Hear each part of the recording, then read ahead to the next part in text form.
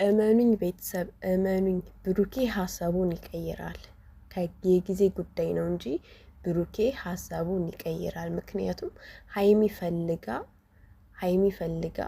ሀይሚ ጠይቃ እምቢ የሚላት ነገር አይኖርም። በሀይሚ የሚጨክን ልብ የለውም ብሩኬ ማለት ነው።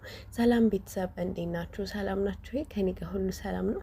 ሀይሚ እንግዲህ ማታ ወደ ዱባይ ነው መሄድ የምፈልገው እዚህ መኖር አልፈልግም ብላ ብሩኬን በጣም አዛ ስታደርገው ነበር ማለት ነው።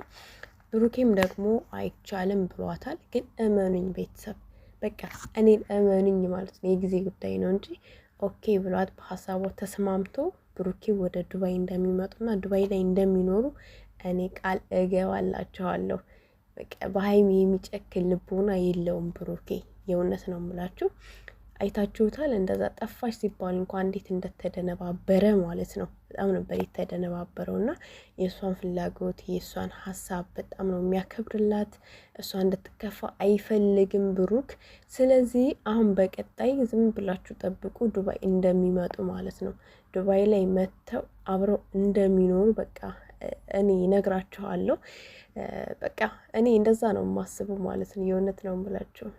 ዱባይን ያየ ሰው ደግሞ ኢትዮጵያ ሲመለስ ያው ትንስ ሀይሚ ዱባይን እወዳታለሁ፣ ድሮ እወዳት ነበር። አሁን ደግሞ ካየኋት በኋላ በጣም ወድጃታለሁ ብላለች። ዱባይን ያየ ሰው ዱባይን መጥላት አይቻልም። በጥቅሉ ዱባይን መጥላት አይቻልም እና ሀይሚዬ ብሩኬ ሀሳብሽን እንደሚያሳካልሽ እኔ ቃል እገባለሁ። የእውነት ነው ብላችሁ በቃ የጊዜ ጉዳይ ነው። ብቻ የጊዜ ጉዳይ ነገሮችን አስተካክሎ ምናምን ነገር የሆነ ሰዓት ላይ ሰርፕራይዝ እንደሚያደርጋት እኔ ባለሙሉ ተስፋ ነኝ። ሀይሚ ሀሳብሽና ፍላጎትሽ እንደሚሳካልሽ ኢንሻአላህ ቃል እገባለሁ። ባላ ፍቃድ ማለት ነው። ብቻ እንደዛ ይመስለኛል እንደኔ